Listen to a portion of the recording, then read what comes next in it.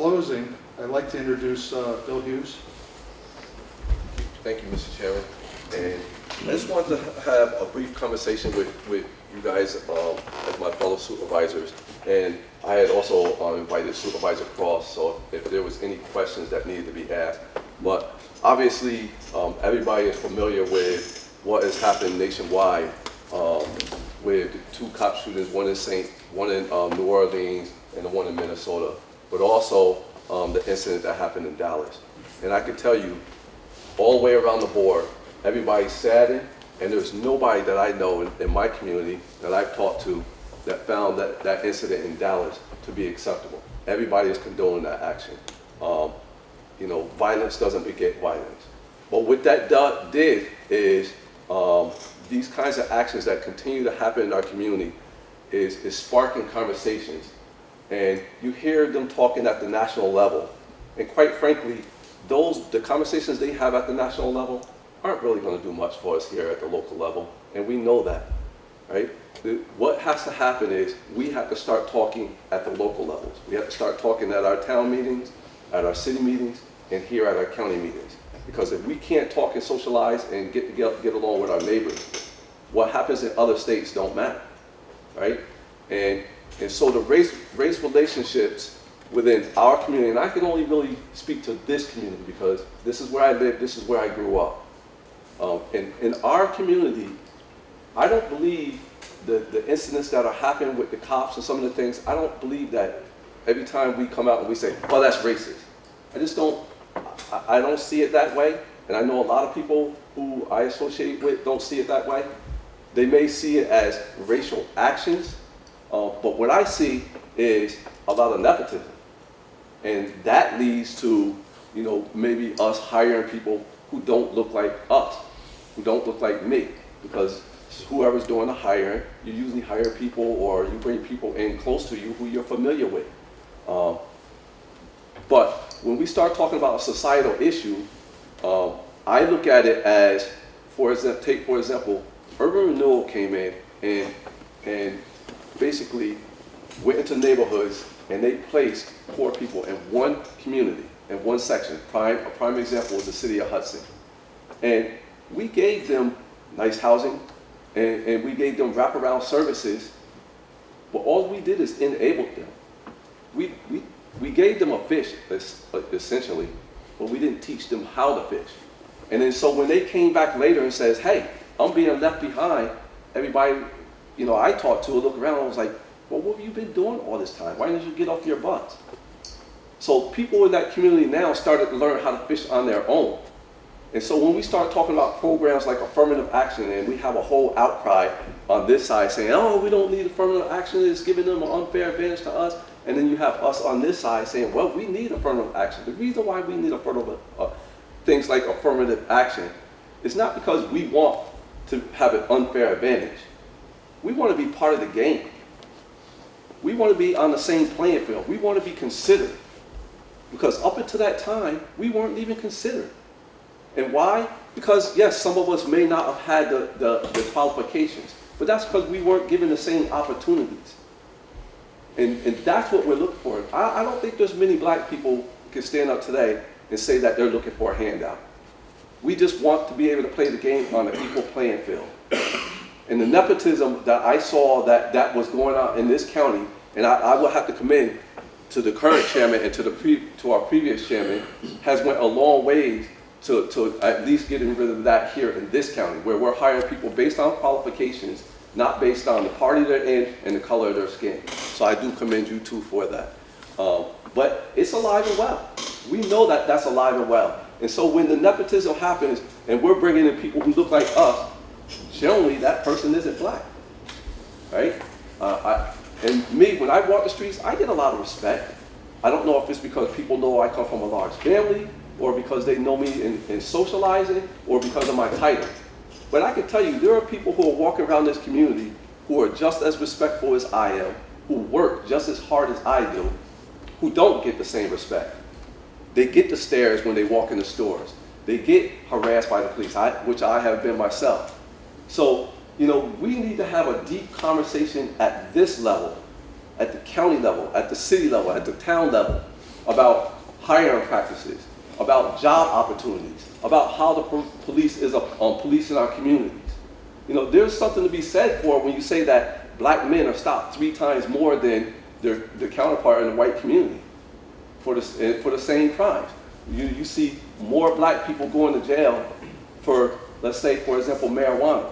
When we know marijuana is prevalent in this community, and I can show you a whole lot of communities that aren't black that is doing it just as much. All we're asking for is to be treated equally. And the quicker that we can get to that point, I think the quicker we can heal it as a country. So I think that conversation should start at the city level, town level, county level. The national level, they could sit up there and they could tell you, they could talk about laws and pass things, but it is only going to be us, whether we do anything or not. And I will say, part of that is dealing with the poor, because primarily right now, you see a lot of the communities, like in Chicago and around this nation, are heavily black. You have some Caucasian and Hispanic, but they're heavily black. And I could just say proudly, in this county, we have taken steps to try to deal with that and to try to teach people to fish rather than give them a fish. For example, working with creating a mentor program and the reentry program and helping to get the promised neighborhood. So we are doing that work, but it's not enough. We need to continue to go further. We are working towards ending that nepotism and hiring people based on qualifications. Just think about it. In this county, I'm going to do a guesstimate. I think the population is about 20% minority in this county. Up until we had Pine Haven, we were hiring about 17%, but now we have divested ourselves of Pine Haven. My guesstimate is I bet we're down around 5% minority population hired in this county. So we need to be cognizant of that and do something about it. Well, again, we're not asking for a handout, but when 20% of the tax base is of the minority descent, it would just only make sense that we start looking at trying to bring more minorities onto the county payroll. Not asking for to be treated any differently, not asking to be given unfair advantages. Just look at the candidates as a candidate and make the decisions based on that versus that's my cousin or that's my brother. And I can tell you, I've been working with the sheriff and the captain. I had to give a big shout out to Captain Lanphier because he's someone that was very skeptical. When I put together the Law Enforcement Diversity Initiative Program, the LEDI program, along with Supervisor Scalera and Greg Mosley, Captain Lanphier personally came to me and told me he was one of the biggest critics. He just didn't see why we should have a separate program that was going to be addressing the minority community when everybody needed help to get into this program. But after sitting in a couple of sessions, after him sitting in with formerly incarcerated parents in those meetings, he has conformed himself now to someone being a strong advocate and calls me on a daily basis, well, calls me quite often, not daily basis, but he calls me quite often about looking for candidates to hire, how we can train more candidates. I appreciate that, and I'm sad that he will be leaving us in the very near future. And I'm hoping that someone who fills his shoes has the same concern. But I can say the sheriff and people like that have been working with us, along with these two chairmen, along with the director up at Public Defender's Office. But we need to continue to have that kind of conversation here. We need to have that kind of conversation here in this body, along with the other town bodies. And as far as when it comes to race relationships, the only way to learn is to ask if you don't know. And some people are afraid to ask the questions to somebody like Supervisor Cross and myself because they feel as though they may offend us. Well, let me tell you this. There's no question that's I would see as offensive if you didn't mean it to be offensive. So you can ask me anything when it comes to talking about race relationships and how people in my community think versus how you guys might see a particular issue. Because you might not know. If you don't interact within that community, you may not know. It's just a legitimate, knowledge on your part. So, with that being said, I'm certainly open to any questions. Now, if anybody have any questions, Supervisor Cross has said he's open to any questions. I got something to say. Okay.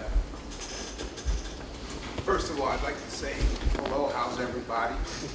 We're all leaders of this community, this county.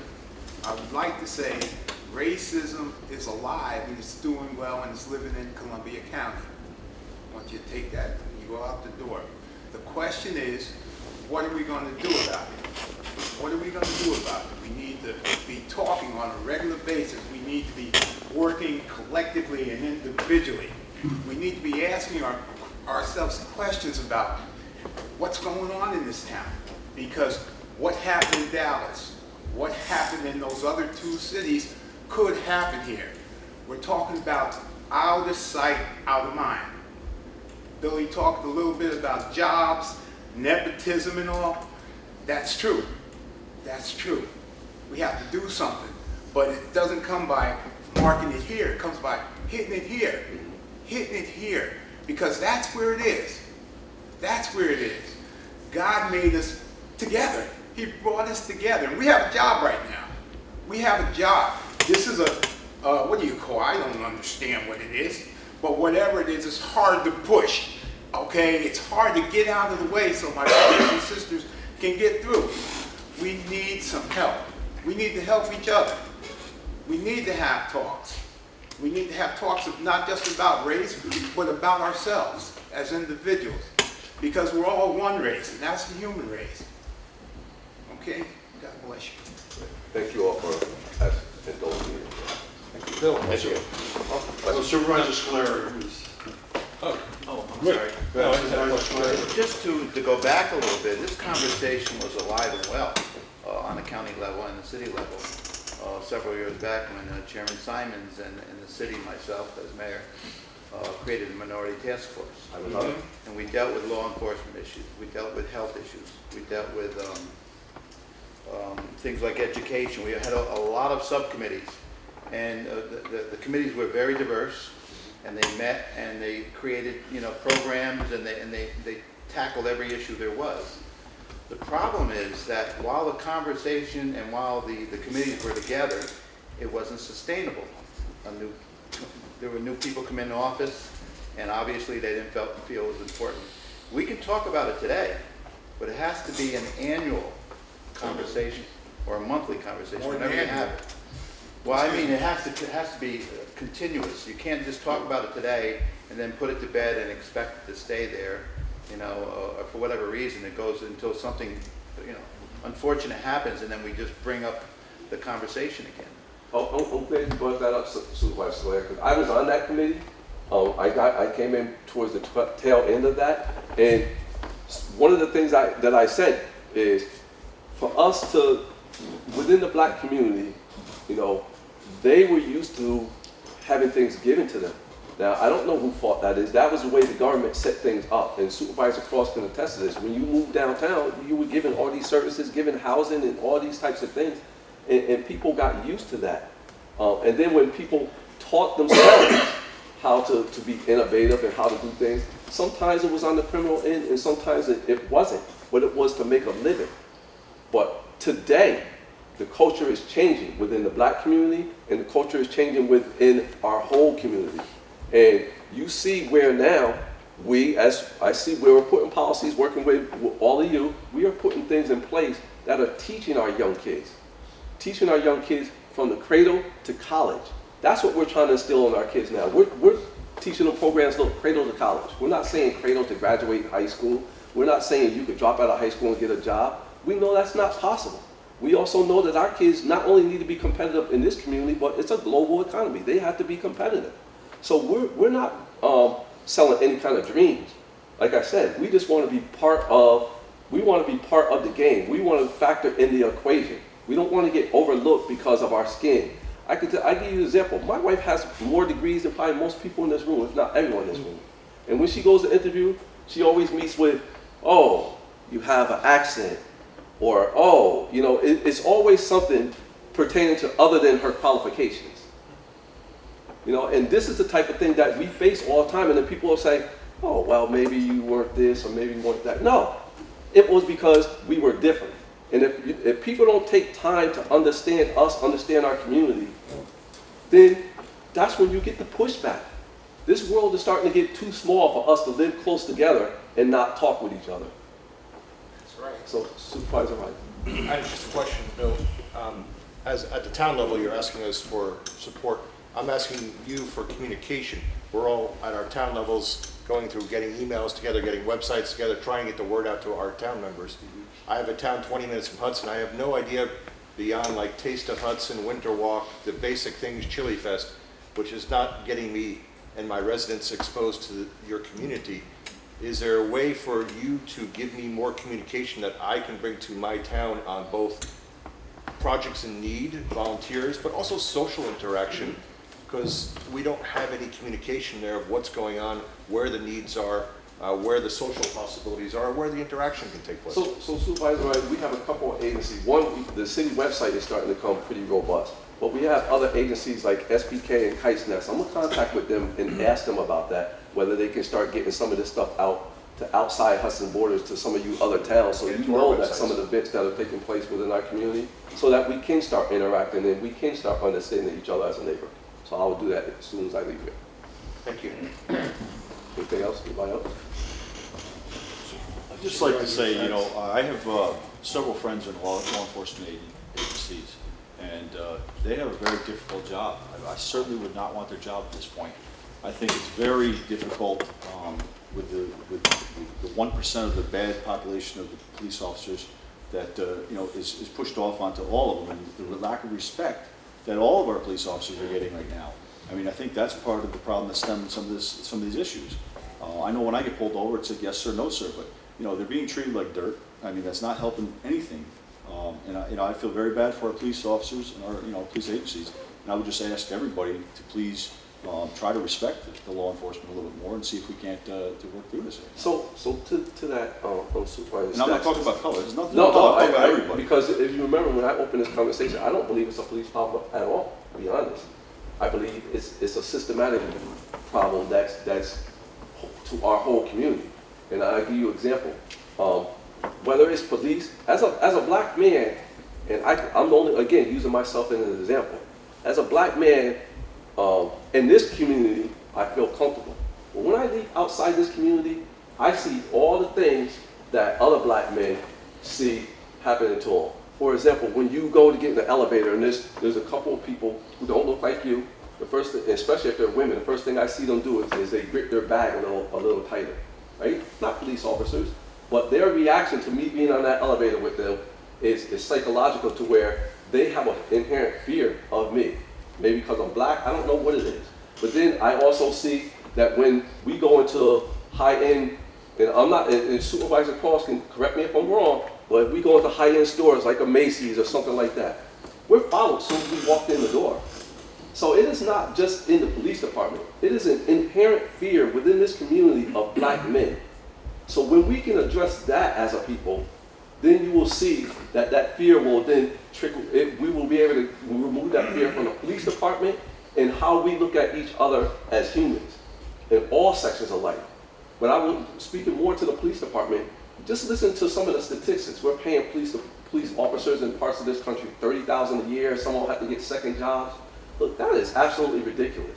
One, nobody that I know, again, is condoning any kind of violence to police officers. A lot of my family and friends that I know are police officers. We have the utmost respect. We know that they're there to serve us and to protect us. This incident in Dallas is not a reflection on the black community. I hope people are seeing it as that. You just had one person that went out and did a crazy thing, and nobody that I know saw it as favorable. You know, I have the utmost respect for police officers. But we also have to admit that there is something going on in this country to when black men are walking the street, there is an inherent fear to that person simply because he's black. And if that isn't the case, then somebody else needs to come up with another explanation of why we get these reactions when we walk past people. You know, I mean, I don't look like any kind of criminal. I'm not looking to take anyone's bag or sell anyone drugs. I mean, but it seems that I get projected with that, and not just me, but other black men that I know that are in higher standing in society than I am. I mean, just look at the post where you had the chief of the police in New York, NYPD. He himself was being harassed sitting in the car, and he's the assistant chief. This is what happens to us, and I know people always say, and they look at it and they say, "Oh, you know, you must have been doing something wrong, or you must have been moving too fast or something like that. How many times do we have to say that before somebody realizes and say, hey, there's a problem? There's a problem in America. I don't want to sugarcoat that. As a black man, I feel as though a lot of times I am unjustly treated. I can say that openly, and I hope no one gets offended by that. We can have an open conversation and say that we're going to work towards fixing it. So I don't want us to sugarcoat that, but I also will say that there's a great deal of respect for police officers, because if you notice and hear the stories, when that incident happened in Dallas, people were actually hugging the police, not pushing them away. It's just you have one person doing a crazy act that no one's condoning. So Supervisor Moore? Thank you, Mr. Chairman. I have a couple of things I'd like to say. First, I have to commend Supervisor Hughes. I think that race issues and discussing them publicly in public fora is one of the most difficult things we will do in our lifetimes, particularly today. And so I really think that this is, however difficult this is really the right, we've done the right thing, this is the right place, the right kind of place, not the only place. Two, I think that, you know, because, to Supervisor Riley's point, we do have a responsibility, those of us who are from the city, to communicate what we know and how we can be helpful to you. And I think that's a charge we should accept as supervisors from the most diverse community in the county. The mayor just had a very interesting community discussion with the chief of police and the chief from the state police. And it was a very diverse audience, and it was very difficult at times. And one of the issues that I think is the most difficult to address right now is the sensitivity that local people have about tragedies that didn't happen here, and how indeed we deal with those tragedies on our own home fronts. And you know, we've all listened to the cries of pain, the difficult statements both from the black community, from the police, about how difficult and tragic these occurrences are, but we have to move past that. I found a couple of days ago, and I've just started reading, and I commend to you, President Obama had a commission on policing in the 21st century.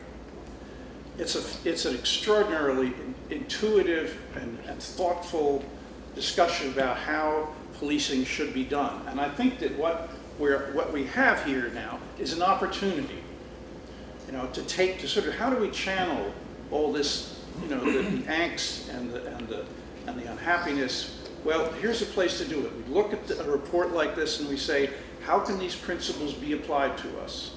How to the county, to our local jurisdictions? That's one place. As a very practical person, I think I would commend to you that you take a look, that we take a look, because it's a very instructive report about establishing trust within communities, about establishing the right policies within communities, about the technology that's used, about the training, and it doesn't take sides, but it says here's how we can improve policing across the country. And you know, and I have to say, I mean, Ray, believe me, I will say that I have worked with the Hudson City Police Department very closely for all the time I was there. You know, I've worked to have them, you know, develop a new police center. I am completely supportive of them. But that doesn't mean that trust doesn't need to be regenerated over time. And I think that's happening. Anyway, thank you for the time. Supervisor Cross? Just to add on to Don's little piece, you know, we're not the country. We're the county. We're the city. We have an opportunity to mold and to shape it. We have an opportunity to go day by day and break down what this big book is all about to a page and to a word that is love, that I care about what you're all about, okay? Because we're all going through the same thing. When it's painted differently, but we're all going through the same thing. And our time is going to be cut. Time's going to be cut short. You know, we need to do the best we can with each other while we can. because I'm leaving here with 27 grandchildren right now. And they're all, well, 3 of them are in Florida, but they're all from here. And I'm hoping to see most of them stay here. You know, I hope something's here to keep them here. And you all can help me, okay? Thank you. I'd like to thank Supervisor Hughes and Supervisor Cross and everyone else for their comments. I think they're greatly appreciated. What I'd like to do is